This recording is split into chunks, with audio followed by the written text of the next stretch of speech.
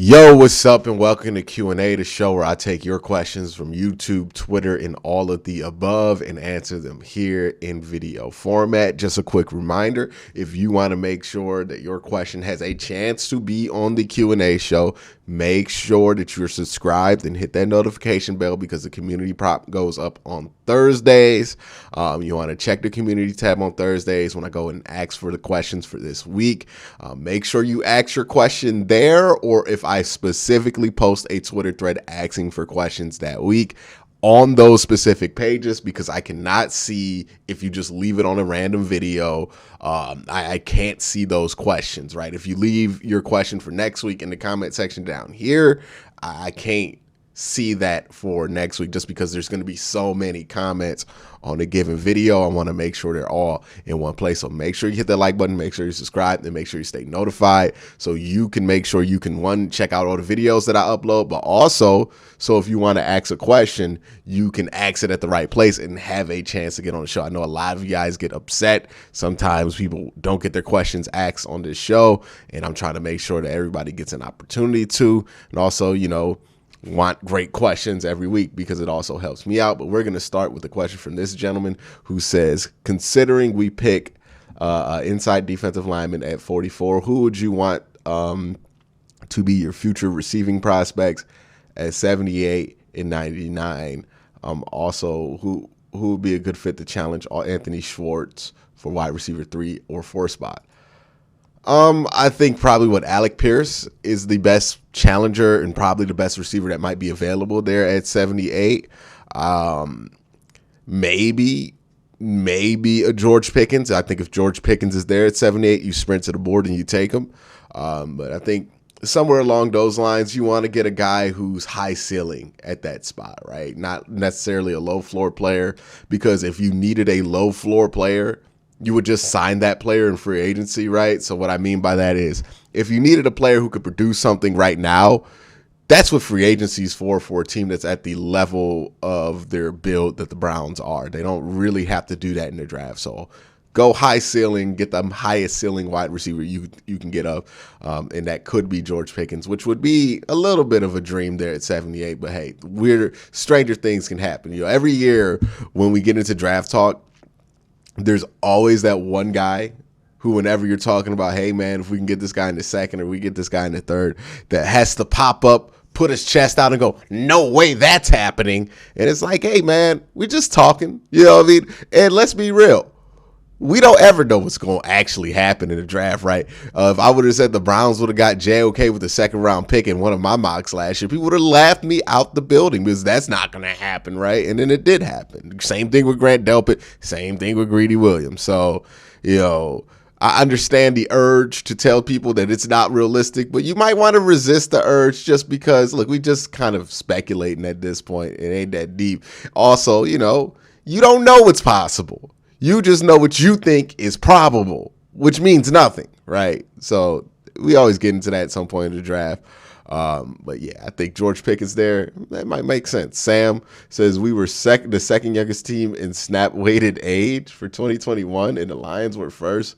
Would you say it's a good thing? It's a thing, right? Like sometimes things don't have to be good, nor do things have to be bad. Things can sometimes just be things, right? Like we have to give ourselves room to just have things be things. We don't have to say this is terrible or have a hot take about it. Browns having the youngest team in snap weighted age, it's a cool, fun fact. Don't think it means anything for the football either way, right? I don't think it's a positive thing or a negative thing. I think it's just a thing, and it's a nice piece of trivia around the Browns. But again, not all things have to be this good or bad thing, or this reason to praise, or this reason to shame somebody. Like, it's just a thing. Sometimes things are just things. That's my new catchphrase. Sometimes things just things, because we done spent a whole year arguing about things that just be things. All right, the next question comes from Charles Cummings, who says, what would you do with Baker, and who do you think want the Browns to draft with their second round pick? I'm pretty big on team inside defensive linemen, right? Travis Jones, Logan Hall, Perion Winfrey, maybe a Devontae Wyatt if he falls to you. Any of those guys there at 44 would be fine with me. As far as what do the Browns do with Baker Mayfield, here's what I think could possibly happen, right? I think there is a number of cap hit that the Browns are willing to take in a trade and pair with the compensation, right? I don't think the Browns are going to insult themselves by eating more than 75% of Baker's cap number and getting back anything less than a fourth or a third round pick. I don't think they're willing to. I want to say the word degrade themselves, but I don't think that's the best word for it. But I don't think they're willing to do that, right? If it gets to that point where you hold on to Baker, nobody wants him after the draft still, you give that a couple of weeks, and you the best you could get is what? You have to eat 75% of his cap and you trade him somewhere. I think and you get like a next year 6th round pick or something wildly unvaluable like that, then I think if you're the Browns, hey, just do right by the player at that point, right? Just release him, let him walk. You're going to have to eat most of the money anyways. It is what it is. Wipe your hands of the situation. Give him one less thing to cry about, and, he'll be able to do his thing and move on and be the quarterback that he hopefully thinks he can be. And then, you're done with the whole situation too. Just wrap it up, right? At that point, if you can't get what you think is reasonable compensation, you might as well just not get anything because, technically on a player per player basis, it would be better to get something than nothing. But if you show to other GMs that you're willing to just give up something like that for that little, instead of just staying your ground on that situation, then they're always going to think that they can play with you like that, right? And I think Andrew Berry would just say, hey, we're just going to do right by the player at this point, right? Because it ain't worth burning a bridge to get a 6th round pick and still had to eat 75% of the salary. You know what I mean? And look, the bridge might be burnt already, but still you got to play this thing right. Be professional. Other people are watching, right? So maybe somebody else sees them do that and they think highly of the Browns for still doing right by Baker in some way, but despite the fact that Baker's made this whole thing a lot more difficult than it has needed to be. So that's kind of what I think that is going to end up happening, right? If they can't get a good offer or like at least a 3rd or a 4th round pick for him, they're just going to let him walk. You know what I mean? They'll just release him. I don't think they hold him hostage. I think they eventually just cut him. But that's my thoughts on that whole thing with Baker. All right, next question comes from JS, who says, if Jordan Davis is still there at 19, do you think we'll trade up to prevent Pittsburgh from drafting him at 20?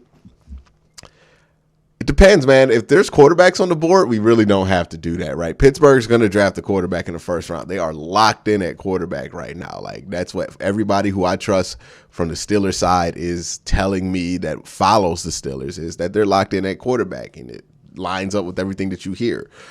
So I don't think the Steelers are really a team that would draft Jordan Davis. The team in the AFC North you have to watch out for that might take him is Baltimore. Baltimore will draft a defensive lineman on you. They will draft one, especially if they look at Jordan Davis and think he's the next Haloti Ngata, but bigger.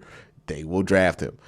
So that's the one to watch out for. Pittsburgh, it kind of fits their identity, but this year they're just locked in at quarterback. And I don't think there's going to be anything that changes their mind, right? You look at Pittsburgh last year, the report is, and I heard this from Tony, this Tony Serino, by the way, for those who don't watch AFC North talk, but he told me that the report is that, hey, even if Justin Fields had fallen to the Pittsburgh Steelers at whatever pick they were last year, they still would have took Najee Harris over him because they were locked in at running back. This is kind of the same situation here. They're locked in at quarterback. They're going to take one. It's just who right now instead of if. All right, the next question comes from Pee Wee, who says, do you feel the Browns are a national team? It seems even though we're a small market, the Browns get a lot of exposure. Would you rank the Browns in the top 10 of fan base size?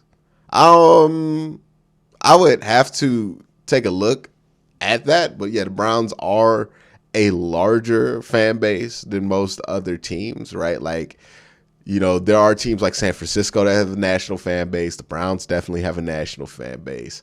The Steelers, the Cowboys, et cetera, et cetera. And then there are teams that are very local, right? The Jacksonville Jaguars are like that. The Cincinnati Bengals, even though they're going to start to get more national love, they're still very regional in that way.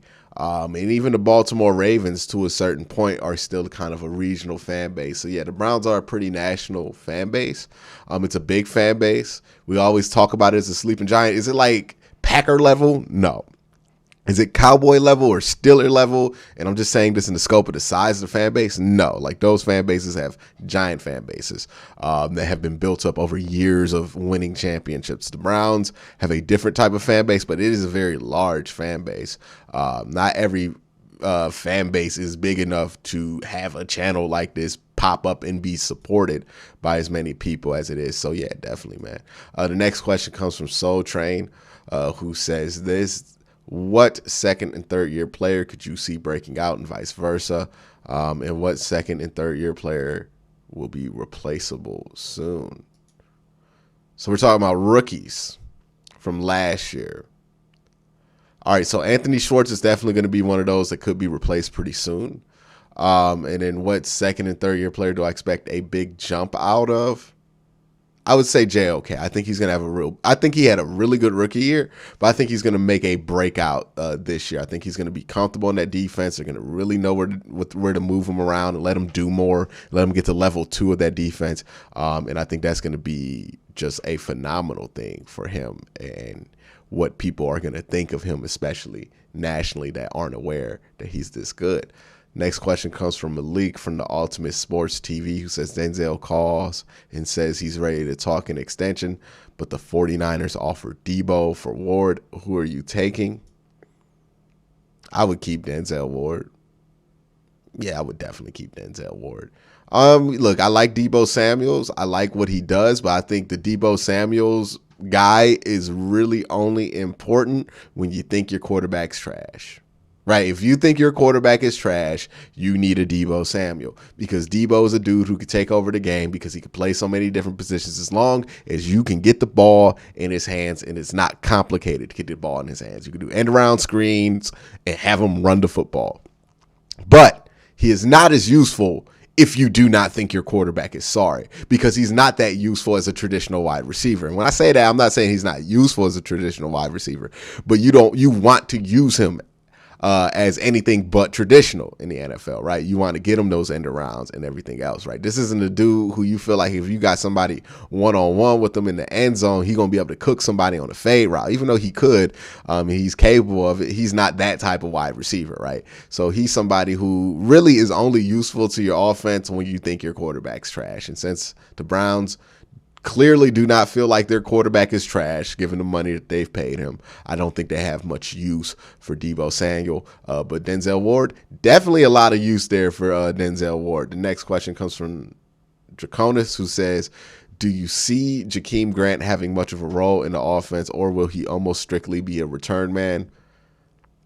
He will do the JoJo Natson, the stuff they wanted JoJo Natson to do, right? Which is the end arounds, moving around, maybe some screens here and there, maybe a deep route on a bootleg where he's on the other side of the field, kind of naked there. So yeah, they'll do some stuff like that.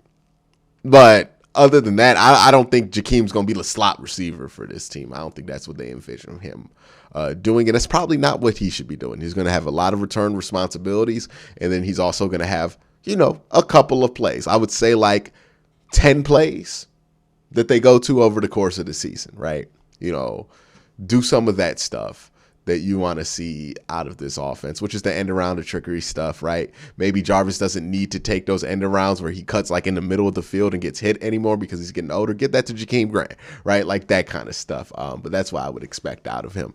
All right, we got another question here, and I believe this is the last question of the day. It is the last question of the day from Rico, who says, with the loss of Ronnie Harrison and no true free safety, what change or addition would you prefer to see on the Browns? Don't think they need to do anything. Ronnie Harrison was like pretty bad last year. Like I think people have forgotten that. He was not good. He especially down the stretch. And, we went to Grant more. We did some stuff with JOK. And we moved John Johnson around and we were fine. So I think they'll be fine, right? I think ultimately they'll be fine. Look, Ronnie's going to be there would have been helpful for depth, but ultimately I think they're fine. I've seen a lot of people panic about like free safety. That's just wild to me, right? And even in this comment, right, Rico says no true free safety. Grant Delpit is a true free safety, right? Like I don't know how we don't think that.